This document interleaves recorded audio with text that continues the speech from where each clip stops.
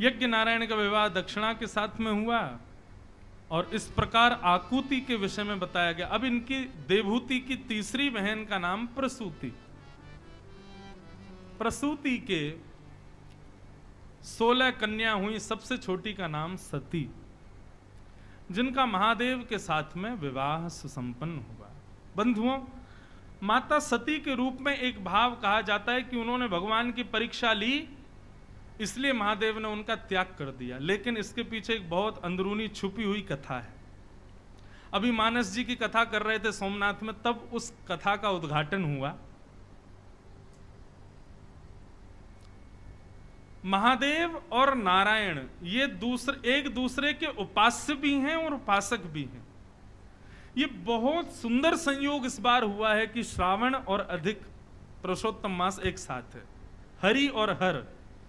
इस समय हमारी आपकी तो क्या उपासना चल रही होगी, लेकिन यहां पर यदि वैकुंठ में दर्शन करेंगे तो ऐसा होगा कि महादेव नारायण के चरणों में लेटे होंगे और प्रणाम करके जैसे खड़े होते होंगे तो नारायण महादेव के चरणों में प्रणाम करते होंगे, दोनों एक दूसरे को प्रणाम कर रहे होंगे। यहां महादेव पंचामृत अभिषेक करते होंगे नारायण का, और फिर नारायण पंचामृत अभिषेक करते होंगे महादेव का। एक दूसरे की उपासना चल रही होगी।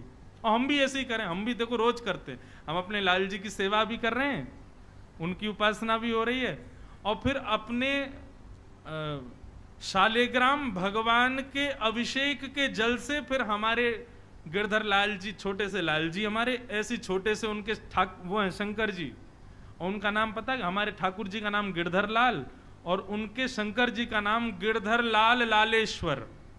गिरधर लाल के भी लाला छोटे से स्फटिक के शंकर जी हैं, रोज उनका अभिषेक होता है। लेकिन अभिषेक किससे होता है? हमारे ठाकुर जी का जिससे स्नान होता है उस जल से शंकर जी का स्नान होता है। गंगा सबसे प्रिय है महादेव को, गंगा को अपने सिर पर धारण करते हैं। क्यों? क्योंकि गंगा नारायण के चरणों से निकली, इसलिए महादेव उससे स्नान करते हैं, उसको अपने सिर पर धारण करते हैं।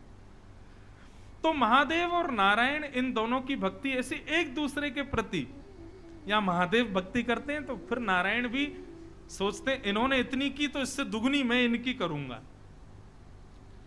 तो क्या हुआ, एक बार भगवान कमल, सहस्त्र कमल चढ़ा रहे थे महादेव को, 1000 स्वर्ण के कमल,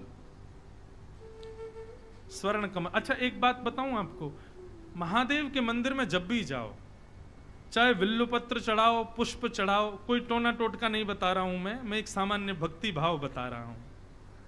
महादेव के मंदिर में जाओ, महादेव के ऊपर जल चढ़ाओ, चाहे अभिषेक करो, चाहे विल्लुपत्र चढ़ाओ, चाहे पुष्प चढ़ाओ, चाहे माला पहनाओ, अधिकतर लोगों का स्वभाव होता है कि मंदिर में जाते हैं ओम नमः शिवाय, ओम नमः शिवाय, ओम नमः शिवाय, ओम नमः शिवाय, ओम नमः शिवाय, ओम नमः शिवाय बोलते हैं।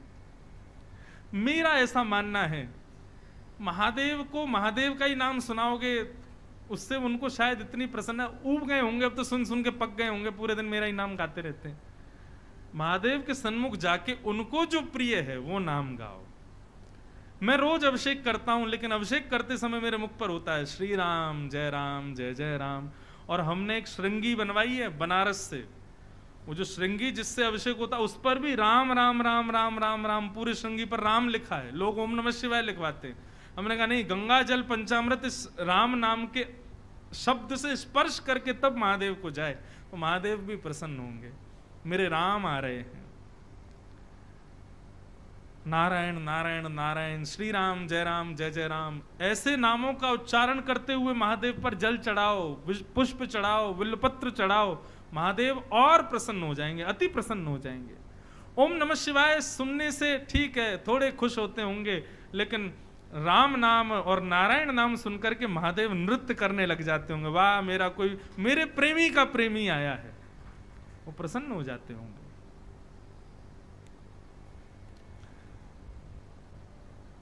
मानस में प्रभु श्री राम कहते हैं, जब रामेश्वरम की स्थापना करते हैं, बालूका से जब शिव जी को बनाते हैं, उसके बाद भगवान कहते हैं शिव द्रोही मम भगत कहावा, सोनर सपने हूं मोहे न पावा।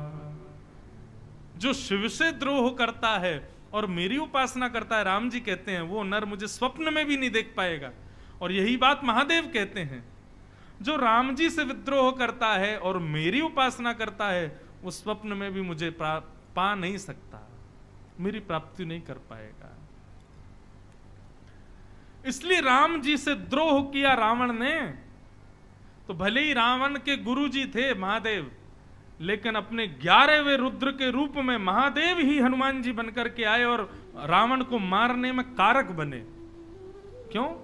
क्योंकि शिव के उपास्य राम जी से विद्रोह किया रावण ने। इसलिए हनुमान जी महादेव के ही रूप में, महादेव का ही रूप है हनुमान जी। अपने शिष्य को मारने आए, बोले भले ही मेरा भगत हो लेकिन मेरे ही इष्ट से ईर्ष्या करता है। तो कथा बंधुओं ऐसे है कि सती का जो प्रसंग है ना, उसके पीछे एक बड़ी अंदरूनी कथा है। कथा ऐसी है कि एक दिन भगवान सहस्त्र स्वर्ण कमल चढ़ा रहे थे महादेव को, और सहस्त्र कमल चढ़ा रहे थे, 999 चढ़ाए। जैसे ही 1000वां कमल उठाने लगे तो महादेव ने एक कमल गायब कर दिया। अब एक कमल नहीं मिला तो नारायण भगवान खोजने लगे, बोले कहां चला गया कमल, मेरी उपासना अधूरी रह जाएगी, आसन से उठ नहीं सकते, आसन सिद्ध है। महादेव बोले अब मजा आएगा, अब पता चले इनका संकल्प पूरा नहीं हो पाएगा, क्योंकि संकल्प कर चुके हैं कि 1000 कमल चढ़ाना है। भगवान ने बहुत देर खोजा, नहीं मिला तो महादेव मुस्कुराने लगे, बोले अब कहो नाथ, संकल्प पूर्ण कैसे होगा आपका? तो नारायण भगवान बोले उपाय है। बोले क्या? विश्व के सब लोग मेरे सर्वांगीण अंगों को कमल का उपमा देते हैं। हस्त कमल, चरण कमल, नेत्र कमल, नासिका कमल, मुख कमल, सब मेरा कमल ही कमल है। तो महादेव को जाकर के हृदय से लगा लिया, बोले मैं खुद ही कमल आपको अर्पित करता हूं, खुद को अर्पित कर रहा हूं। और जैसे ही महादेव को अपने हृदय से लगाया, महादेव भीग गए, नेत्र सजल हो गए। और महादेव ने आज घोषणा कर दी कि शिव का सबसे बड़ा भक्त यदि कोई है तो वो श्रीमन नारायण है, ये चतुर्भुज नारायण है। सबसे बड़े बड़े मेरे भक्त यही हैं। अब ये बात जैसे ही महादेव ने कही तो नारायण भगवान बोलने लगे, बोले अरे आपने हमको बड़ा बता दिया। अब देखो भक्ति में भी बड़ा बताना, ये भी भगवान को कष्ट दे रहा था कि आपने हमको बड़ा क्यों बता, हम भी आपको बड़ा बताएंगे, आप भी हमारे सबसे बड़े भक्त हो।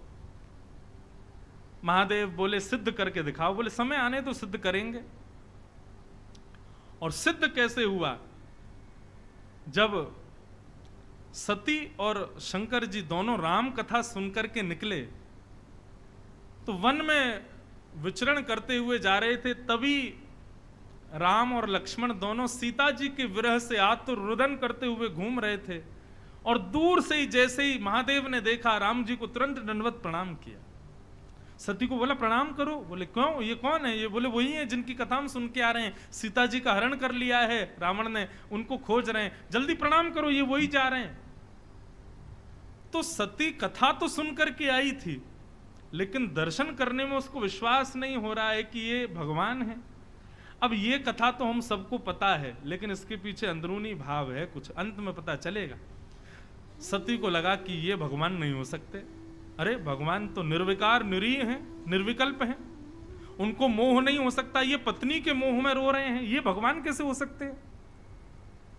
तो उनकी परीक्षा लेने के लिए सती सीता जी का रूप धारण करके गई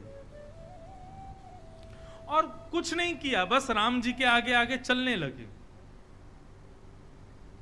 लक्ष्मण जी और राम जी दोनों ने जब सती को देखा, सीता जी का रूप धारण करके गई थी, लेकिन जैसे ही सती ने पीछे मुड़ के देखा तो राम जी हाथ जोड़ के खड़े थे और प्रणाम करते हुए बोले मां अकेली आई हो, महादेव नहीं आए साथ में। अब तो सती घबराई, बोले कि मैं तो सीता का रूप धारण कर, इन्होंने पहचान लिया मुझको। तुरंत भागी वहां से, दौड़ करके महादेव के पास गई। महादेव बोली क्या हुआ? बोले नहीं, मैं तो दूर से दर्शन में आनंद नहीं आया, पास से देखने गई थी भगवान को कैसे दिख रहे हैं। परंतु महादेव तो जानते हैं क्या हुआ है।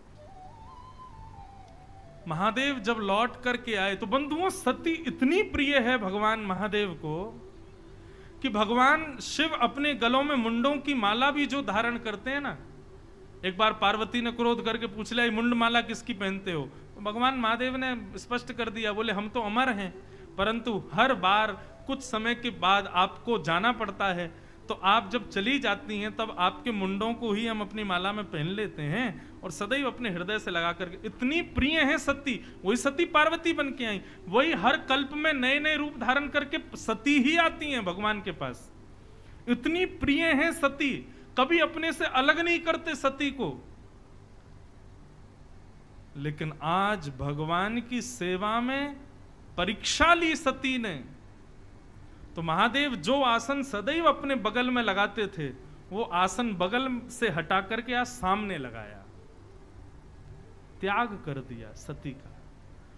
और जैसे ही आसन सन्मुख लगाया सती समझ गई कि मेरा त्याग हो गया है।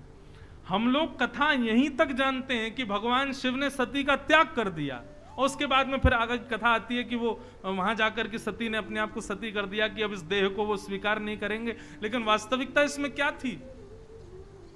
वास्तविकता इसमें यही थी कि सती एक बार नारायण के पास गई और नारायण से जाकर के कहीं, बोले हमारे महादेव बड़े व्याकुल रहते हैं। नारायण बोले क्यों?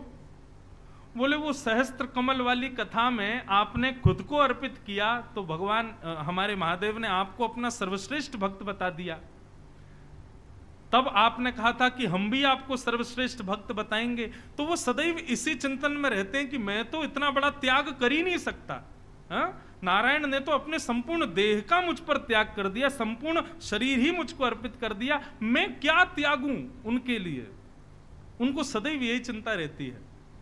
तब नारायण भगवान ने बताया, बोले देखो महादेव को सबसे प्रिय हो आप, मेरे लिए यदि वो आपका त्याग कर देंगे तो वो मुझसे भी श्रेष्ठ भक्त हो जाएंगे।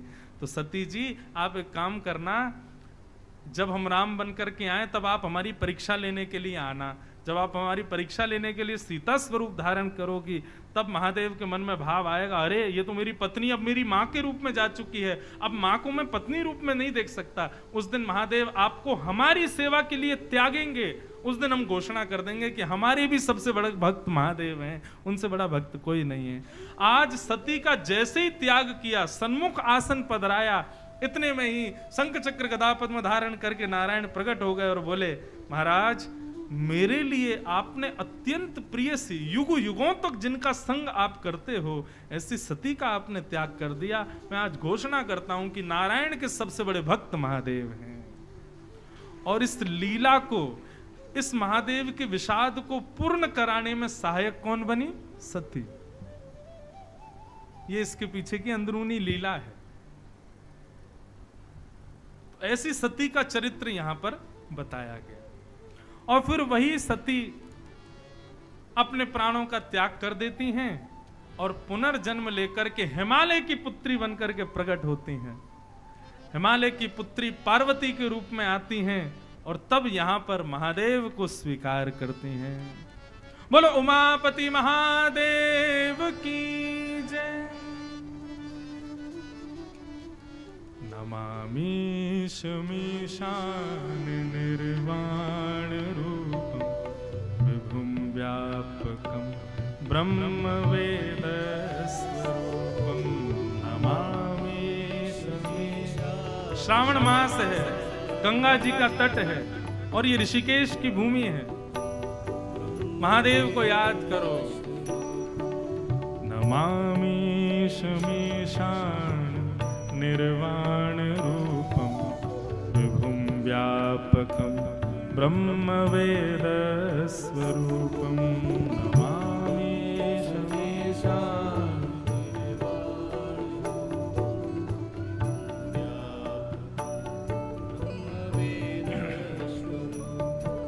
निजं निर्गुणं निर्विकल्पं निरीह चिदाकाशमाकाशवासं भजेऽहम्।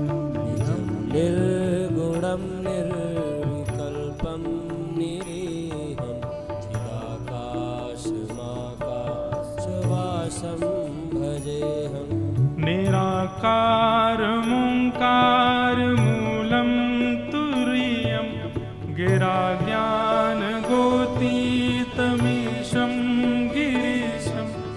करालं महाकाल कालं कृपालं गुणागार संसार पारं नतो नमामि शमीशान निर्वाण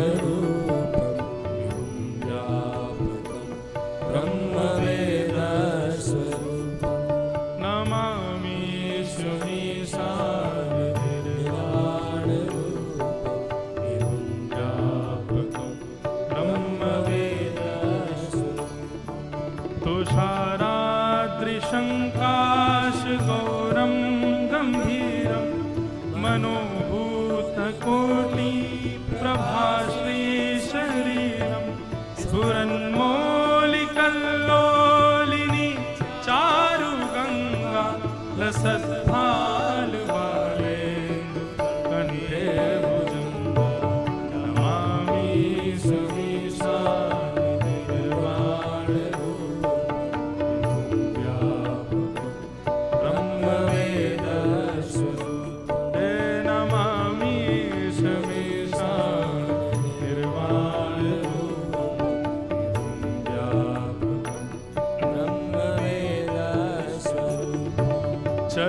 चलत्कुण्डलं भ्रूसुनेत्रं विशालं प्रसन्नाननं नीलकण्ठं दयालं मृगाधीशचर्माम्बरं मुण्डमालं प्रियं शङ्करं सर्वनाथं भजामि नमामि शमीशान निर्वाण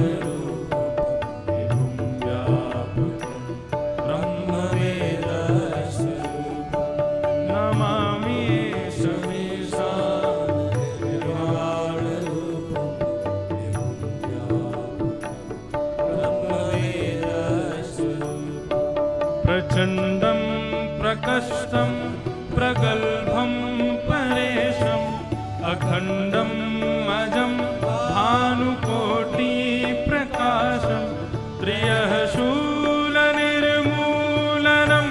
शूलपाणि भजेऽहं भवामि पतिं भावगं नमामि शमीशान निर्वाण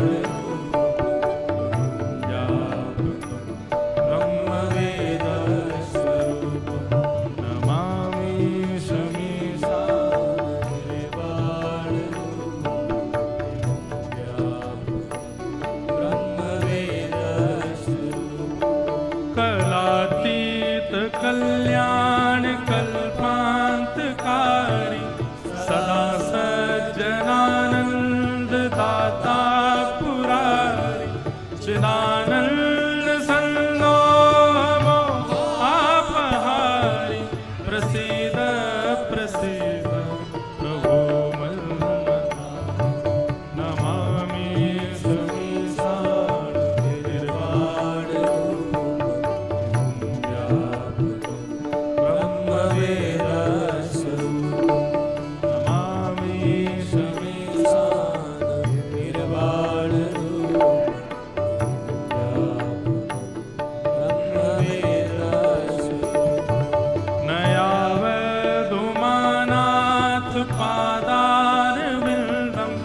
भजन्ति हलोके परेवानराणा न तावत् सुखं शान्ति संतापनाशं प्रसीद प्रभो सर्वभूतादिवासं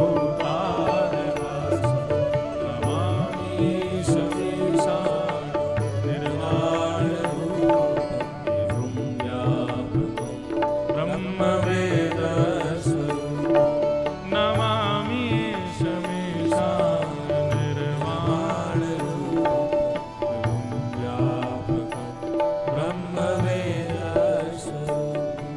न जानामि योगं जपं नैव पूजा न तोऽहं सदा सर्वदा शम्भुतुभ्यं जराजन्म दुःखोद्यताप्यमानं प्रभो पाहि यावन् नमामि शम्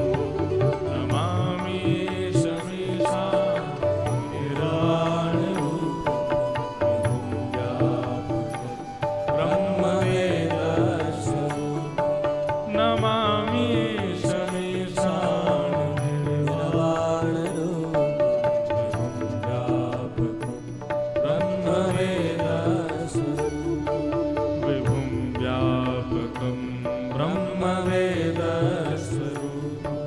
विभुं व्यापकं ब्रह्मवेद नमः पार्वती पतये हर हर महादेव।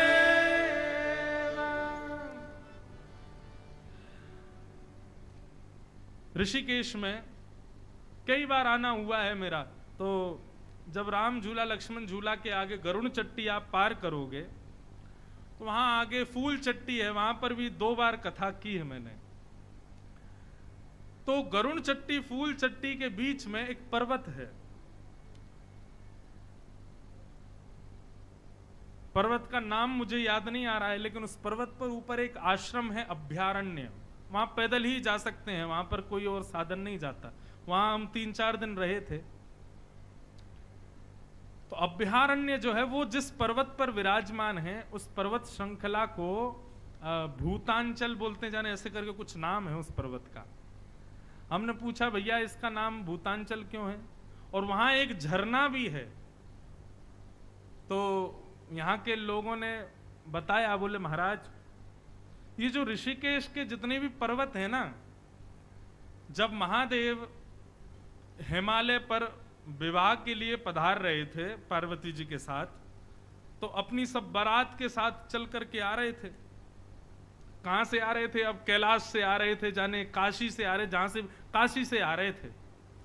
तो जब ऋषिकेश पहुंचे तो यहाँ के पर्वतों पर सारी बारात ने बैठ करके थोड़ी देर विश्राम किया, और यहाँ जो थोड़े बहुत झरने वहां से पानी पिया। तो ये एक विशेष प्रकार से सारे भूत यहीं रहे थे इन्हीं पर्वतों पर, और यहाँ रह करके उन्होंने स्नान ध्यान और भोजन पानी आदि सब किया था। तो 3-4 दिन तक बारात यहीं रुकी थी ऋषिकेश में महादेव की। उसके बाद आगे ऊपर हिमालय पर प्रस्थान किए थे। तो 2, 4, 5 यदि रह गए हों तो कभी कभी दिख जाते हैं रात में किसी को बारात के लोग। तो इसलिए रात्रि में ज्यादा घूमिएगा मत ऋषिकेश में। कहीं एक आध कोई बाराती मिल गया तो कहो, आपसे पूछे बारात गई थी आपने देखी, मुझे भी ले चलो, आप भी चलो संग में। तो इसलिए ये सब विनोद की बात है। लेकिन वहां उस पर्वत की यही कथा थी। हमको पहले 2 दिन तो हम लोग रात में घूम रहे थे 1-1, 2-2 बजे तक। जब हमको कथा सुनाई तो हम 10 बजे ही सो जाते थे कि यहाँ बाहर निकलना उचित नहीं है। और फिर 2 दिन तक हम एक झरने में नहा रहे थे। तो हमने वहां एक व्यक्ति से पूछा, मैंने इस झरने की विशेषता क्या? बोले महादेव की जब बारात रुकी तो भूतों ने इसमें पानी पिया था। मैंने कहा हम 2 दिन से नहा रहे थे भैया इसमें। तो इसलिए यहाँ पर गंगा जी को छोड़ बाकी सब स्थानों को प्रणाम मात्र ही करना, स्नान आदि सब झरना वरना पानी मत पीना यहाँ पे, हम वहीं स्नान करना सब। तो ऐसा अद्भुत महादेव का प्रसंग थोड़ा सा भागवत में सुनाया गया, सती चरित्र। उसके बाद उत्तानपाद राजा की कथा, जिनके पुत्र हुए ध्रुव। उत्तानपाद राजा की 2 पत्नी हैं, सुनीति और सुरुचि, और दोनों से एक एक पुत्र हुए, उत्तम और ध्रुव। छोटी पत्नी की तरफ ज्यादा आसक्ति होने की वजह से बड़ी पत्नी का त्याग कर दिया, छोटी पत्नी के साथ रहने लगे। बड़ी पत्नी के पुत्र ध्रुव के मन में इच्छा हुई मैं भी पिता की गोद में जाकर के बैठूं, पर छोटी मां ने कहा वन में जाकर के भगवान को प्रसन्न करके उनसे वरदान के रूप में मांगो कि छोटी मां के गर्भ से जन्म लूं, तब तुम इस पिता की गोद में बैठ सकते हो। ध्रुव जी बहुत रोए अपनी मां के पास आके, बोले छोटी मां ने कहा है वन में जाके भगवान का भजन करके तब उनसे कहो मैं छोटी मां के गर्भ से जन्म लूं, तब तुम आके इस राज्य गद्दी पर बैठोगे। मां हो तो ध्रुव की मां जैसी। ध्रुव की मां ने समझाया बेटा, मां ने क्या क्या कहा सब बातों को विशेष ध्यान मत दो, ये कहा वन में जाके भगवान का भजन करो, इस बात को स्वीकार करो। श्रोता के 4 लक्षण होते हैं, सुनने वाले के 4 लक्षण होते हैं, चातक, हंस, मीन और सुक। इन सब विषयों पर मैंने कई बार विस्तार से प्रवचन किया है, पर थोड़ा सूक्ष्म में कह चलूं। अब कृष्ण जन्म भी करना है, कथाएं बहुत हैं। तो चातक का स्वभाव होता है कि वो गंगा जल भी नहीं पीता प्यास लगती है तो।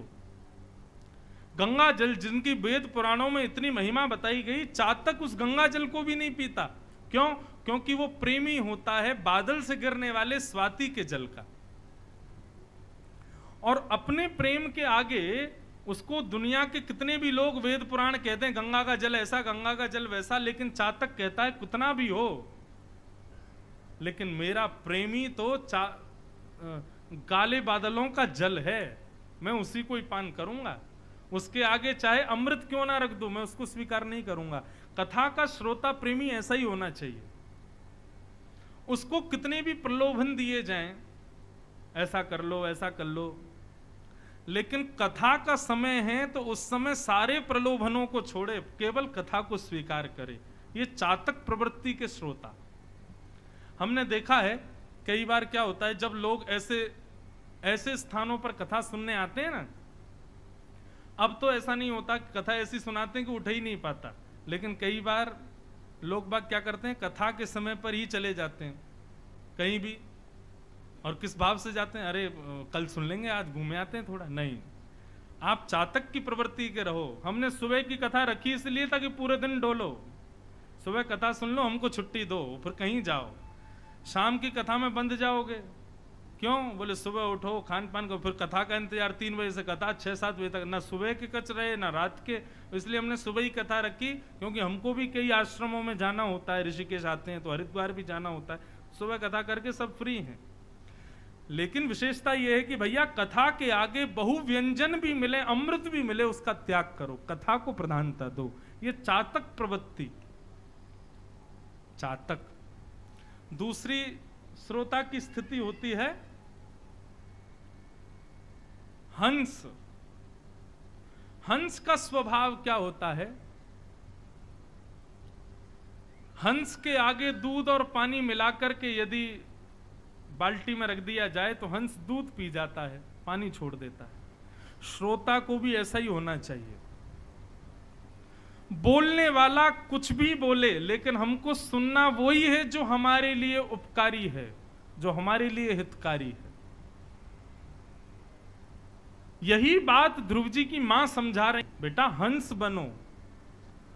मां ने कहा वन में जाकर के भजन करो, भगवान प्रसन्न हो जाए। उसके बाद मां ने क्या कहा कि उनसे वरदान मांगना, मैं छोटी मां के गर्भ से जन्म। ये सब बातें पानी है तुम्हारे लिए। तुम्हारे लिए दूध क्या है कि वन में जाके भजन करो, इसको स्वीकार करो। तुम्हारे लिए जो उपयोगी है केवल उसको स्वीकार करो। ध्रुव जी की मां ने कहा बेटा तू कल परसों नहीं, अभी इसी वक्त जा और वन में जाके भगवान का भजन करो। ध्रुव जी महाराज वन में गए, नारद किया, नमो भगवते तुभ्यं वासुदेवाय धीमहि प्रद्युम्नाय निरुद्धाय नमः संकर्षणाय च। ओम नमो भगवते वासुदेवाय। बंधुओं, पुरुषोत्तम मास चल रहा है। इस मास में जितना हो सके, मैंने पहले दिन ही कथा में बताया था, सबसे बड़ा नियम क्या है पुरुषोत्तम मास का? भगवत वैष्णवों का दर्शन, भागवत की कथा श्रवण, और वैष्णव जो भगवान के भक्त हैं उनका दर्शन। भगवान के दर्शन की ज्यादा प्रधानता नहीं है, भगवान के भक्तों के दर्शन की प्रधानता है पुरुषोत्तम मास में। और भगवान नाम गुणानवाद, तो भगवान नाम गुणानवाद में कौन सा नाम गाएं? तो सबसे श्रेष्ठ है ओम नमो भगवते। पुरुषोत्तम मास को अधिक मास भी कहते हैं। क्यों? क्योंकि भगवान अधिक मास में, पुरुषोत्तम मास में जो भी कुछ हम करते हैं उसका मल्टीप्लाई इंटू 1000 कर देते हैं। तो आप जो भी करोगे, आप एक गोता लगाओगे तो वो एक काउंट नहीं होगा, वो 1000 ही काउंट होगा। गंगा जी में एक गोता भी लगाओगे तो 1000 ही गिना जाएगा। तो सोचो 10-15 दो गोते लगा लिए तो कितने माने जाएंगे? यहां पर एक बार कथा सुन रहे हो आप लोग, लेकिन मल्टीप्लाई इंटू 1000 ही गिना जाएगा। मतलब आप जब प्रस्थान करेंगे ना ऊपर, तो चित्रकेतु आपका बायोडाटा बताएगा क्या क्या किया, तो उसमें यही गिनेगा, बोले आपने 1000 कथाएं सुनी हैं। आप कहोगे सुनी तो एक ही थी हमने ऋषिकेश में, लेकिन सुनी पुरुषोत्तम मास में, इसलिए अधिक हो गई, उसका 1000 हो गया। लेकिन इन सब के बीच में ये भी ध्यान रखना, यदि आपने किसी एक व्यक्ति का हृदय दुखाया तो वो भी अधिक होगा। आपको इसी बात का पाप लगेगा कि आपने 1000 व्यक्तियों को दुखी किया। आपने किसी एक वैष्णव का अनादर किया तो वह भी अधिक होगा। आपने एक गाली बकी तो वह भी 1000 गालियों में गिनी जाएगी, सब अधिक हो जाएगा। इसलिए 1 महीना तक खूब विचार करना कि हम कुछ भी अनुचित कार्य ना करें।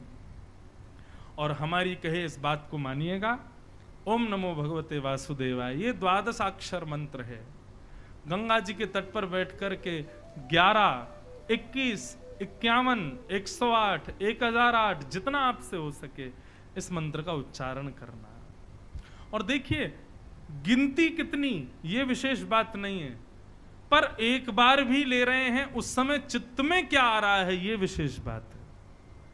लोग 1000 नाम तो ले लेते हैं, लेकिन हजारों नाम लेते समय स्थिति क्या होती है, चित्त क्या चल रहा है, सूरत में क्या हो रहा होगा, चेन्नई में क्या चल रहा होगा, दिल्ली में क्या हो रहा होगा। ओम नमो भगवते वासुदेवाय, ओम नमो भगवते वासुदेवाय। बच्चे बेचारे स्कूल जा रहे हैं कि नहीं जा रहे, ओम नमो भगवते वासुदेवाय, ऐसा नहीं। जब ओम नमो भगवते वासुदेवाय कहो तब आपके चित्त में शंख चक्र गदा पद्मधारी नारायण, त्रिभंग ललित श्री राधा रमण, बांके बिहारी, ये सब आपके चित्त में और आप उनके चरणों में ऐसा दर्शन करो। तब आपके द्वारा लिया गया एक नाम ही भी कल्याणकारी होगा। लेकिन 1008 नाम भी गाए गए लेकिन चित्त कहीं और घूम रहा है तो उसकी कोई प्रधानता नहीं है। नारद जी ने ये मंत्र प्रदान करके ध्रुव जी को भेजा। ध्रुव जी महाराज वन में गए, वन में जाकर के 5 महीने तक उपासना की, तब जाकर के भगवान हरि प्रकट हुए और प्रकट होकर के ध्रुव जी से कहा वरदान मांगो। ध्रुव तुम हमको बुला रहे हो, अब हमारी स्तुति गाओ, क्या कहना चाहते हो, क्या बात है बताओ। तब ध्रुव जी ने भगवान की स्तुति गाई और स्तुति गाते हुए भगवान से एक ही प्रार्थना। मैंने अनेक बार विस्तार से ध्रुव चरित्र कहा, इसलिए थोड़ा सूक्ष्म में कह करके चल रहा हूं। ध्रुव जी कहते हैं, भक्ति मुहु प्रवहताम त्वयि में प्रसंगो भूयादनंत महताम अमलाशयानाम येनांजसौल्वणुमुरुव्यसनं भवाब्धिं निश्चय भवद्गुण कथामृतपान मत्तः। ध्रुव जी कह रहे हैं, नाथ मुझे एक व्यसन लगा दीजिए। भगवान बोले कैसा व्यसन? कुछ खाने पीने का व्यसन नहीं चाहिए भगवान, सुनने का व्यसन चाहिए। और क्या सुनने का व्यसन चाहिए? बोले आपकी कथा सुनने का मैं व्यसनी हो जाऊं, ऐसी कृपा मुझ पर कर दीजिए। बंधुओं एक बात बताएं, भगवत भक्ति को जब तक आप अपने लिए व्यसन नहीं बनाओगे तब तक वो भक्ति लाभकारी नहीं होगी। बहुत ध्यान से सुनिएगा इस बात को। जैसे व्यसनी व्यक्ति सांसारिक वस्तु को व्यसन बना लेता है, मदिरा को व्यसन बना ले, सिगरेट को व्यसन बना ले, तंबाकू को व्यसन बना ले। और व्यसन केवल ये तंबाकू बीड़ी सिगरेट ही नहीं, कई लोगों के बड़े बड़े व्यसन होते हैं। कईयों को श्रृंगार का व्यसन होता है, वो बिना श्रृंगार के रह ही नहीं पाते, एक क्षण नहीं, रात में मेकअप करके ही सोते हैं। कई लोगों को ऐसा व्यसन, कई लोगों को कपड़े पहनने का व्यसन, कई लोगों को नए नए कपड़े खरीदने का व्यसन, कई लोगों को चटपटा खाने का व्यसन, कई लोगों को सुंदर रूप देखने का व्यसन, कई लोगों को सुंदर स्वर सुनने का व्यसन। ये इतने सारे व्यसन हम लोग अपने अंदर लगा लेते हैं। लेकिन ध्रुव जी महाराज क्या कह रहे हैं? बोले नाथ आपकी कथा सुनने का मुझे व्यसन हो जाए, मुझे लत लग जाए। जैसे व्यसनी व्यक्ति बिना लत के नहीं रह पाता, ऐसे में आपकी कथा के बिना तड़पने लग जाऊं, मचलने लग जाऊं, बिना जल के मछली तड़पे, ऐसे बिना कथा की मेरी स्थिति हो जाए। नाथ ये कृपा कर दो। कितना अच्छा वरदान मांगा भगवान से। ठाकुर जी बोले तुमने मुझको नहीं मांगा, मेरी कथा को मांगा। क्यों? बोले ठाकुर जी मैं आपको मांगूंगा तो आपका एक रूप मुझको मिल जाएगा। कटाक्ष नेत्र हैं, पतली सी नाक है, सांवले सा स्वरूप है, संग चक्र गदा पद्म धारण करके आप खड़े हो। अब मैं 365 दिन उसी रूप को देखता रहूंगा, लेकिन कथा में वक्ता ना जाने कितने रूपों का दर्शन करा देता है। कथा इसलिए मांग रहा हूं क्योंकि वहां आपके अनंत रूप दिखाई देते हैं। कभी आप अर्जुन का रथ चला रहे हो, आपके चेहरे पर पसीना आ रहा है, आपकी अलकावलियां आपके मुखमंडल पर आ रही हैं। कभी आप विराट रूप धारण कर रहे हो, कभी वृंदावन में त्रिभंग लली वंशी बजा रहे हो, गोपियों के संग रास विहार कर रहे हो, सुदामा के गले में गलवैयां डाल के घूम रहे हो, रुक्मणी के साथ विहार कर रहे हो। वक्ता आपके कितने रूपों को दे देता है। मैं आपसे आपका रूप मांगूंगा तो एक ही मिलेगा, लेकिन कथा मांगूंगा तो 1000 रूप प्राप्त होंगे। इसलिए नाथ मुझे आपकी कथा दे दीजिए। अच्छा, एक बात की विशेषता बताएं। मैंने थोड़ा अवलोकन किया कि भागवत में जितने भी भक्त हैं, एक ने भी भगवान को नहीं मांगा। अभी गिनती करते चलो, भगवान को कोई नहीं मांग रहा है। सब भगवान की भक्ति मांग रहे हैं और भगवान की कथा मांग रहे हैं। इसके पीछे कारण क्या है? बंधुओं, हमारी इंद्रियां जो है ना, ये सांसारी इंद्रियां हैं। इन इंद्रियों की लिमिट होती है किसी भी चीज का उपभोग करने की, उससे अधिक ये कर नहीं पाती। उससे अधिक कराओगे तो ये ऊबने लग जाती हैं। इसलिए समस्त इंद्रियों ने कहा, हे नाथ, आप कहीं हमको मिल गए और हमारी इंद्रियां कहीं सेवा भाव आदि से सांसारिक होने के नाते कहीं ऊब गई तो हमसे अपराध बन जाएगा। इसलिए आप हमको मत मिलो, हमको वियोगी रहने दो। आपके वियोग में हम रहें, लेकिन आपका वियोग संयोग का अनुभव कराता रहे, उसके लिए आप अपनी कथा हमको दे दो, हमको भक्ति दे दो, ताकि भक्ति के माध्यम से, कथा के माध्यम से आपका एक संयोग भी मिलता रहे और वियोग में हम तड़पते रहें। मैं अपनी कथा में कहा करता हूं, वियोग प्रेम को पुष्ट करती है। जिस व्यक्ति ने वियोग नहीं सहा, वो प्रेम और भक्ति का अधिकारी नहीं बन पाएगा। वियोग सहना अनिवार्य है, वियोग सहना पड़ेगा। वो बात अलग है, किसी को जरूरत ही नहीं है वियोग की तो अलग स्थिति है, लेकिन प्रेम आसक्त जो है, यदि उसको वियोग मिल जाए तो वियोग प्रेम को पुष्ट करता है और दृढ़ कर देता है। ध्रुव जी महाराज ने कहा, हे नाथ, कृपा करके आप अपनी कथा रस मुझे प्रदान कर दीजिए, मुझे उसकी लत लग जाए, ऐसी कृपा कर दो। भगवान ने ध्रुव जी के ऊपर कृपा की और कृपा करके भगवान वहां से प्रस्थान कर गए। ध्रुव जी ने 36,000 वर्ष तक राज्य किया और 36,000 वर्ष बाद एक विमान आया। उस विमान पर मृत्यु के सिर पर पैर रख करके ध्रुव जी प्रस्थान कर गए। बोलो भक्तवत्सल भगवान की जय। देखो, भक्त चरित्र सबने सुने, कथाएं भी सबको याद होंगी, लेकिन उनके स्तुति में वो विशेषता क्या कहते हैं, ये हमको सुनना है। ध्रुव जी ने एक बात और कही भगवान से, क्या कि हे नाथ, योऽन्तः प्रविश्य मम वाचमिमां प्रसुप्तां संजीवयत्यखिल शक्तिधर स्वधाम्ना अन्यांश हस्तचरण श्रवण त्वगादि प्राणान् नमो भगवते पुरुषाय तुभ्यम्। ध्रुव जी कहते हैं, हे नाथ, हमारी आंखों को देखने की शक्ति आपने प्रदान की, कानों को सुनने की शक्ति आपने प्रदान की, जीव को रस लेने की शक्ति आपने प्रदान की, हाथों को कर्म करने की, पैरों को चलने की, समस्त इंद्रियों को शक्ति आपने प्रदान की। लेकिन ये मानव कितना अभागा है, शक्ति प्रदान करने वाले को कभी धन्यवाद नहीं कहता। धन्यवाद कैसे कहना है, मतलब अपनी उस इंद्रिय को भक्ति में लगा करके भगवान को धन्यवाद कहो। जैसे कि अभी आप कथा सुन रहे हो, तो कथा सुन रहे हैं, लेकिन एक प्रकार से आप भगवान को कान देने के लिए कानों से धन्यवाद कह रहे हो। हे नाथ, हम आपकी कथा सुन करके, इन कानों से हम संसार को सुनते हैं, लेकिन आज आपकी कथा सुन करके इन कानों से धन्यवाद कह रहे हैं, आपने हमको कान दिए। जब हम दर्शन करने के लिए जाते हैं तो हम नेत्रों से ठाकुर जी को धन्यवाद कहते हैं। इन नेत्रों से हमने संसार देखा, लेकिन ठाकुर जी आज आपको देख करके हम इन नेत्रों से आपको धन्यवाद कह रहे हैं जो आपने हमको नेत्र दिए। ध्रुव जी महाराज वही कह रहे हैं, व्यक्ति को अपनी प्रत्येक इंद्रिय से धन्यवाद देना चाहिए। हम अपनी कथा में कहते हैं भैया अपनी किसी भी योग्यता को, आपको योग्य हो, आपको सुंदर गाना आता है, सुंदर नाचना आता है, सुंदर भोजन बनाना आता है, सुंदर कुछ भी करना सुंदर आपको आता है, ऐसा हो ही नहीं सकता कि आपके अंदर कोई गुण ना हो, कोई ना कोई गुण तो है।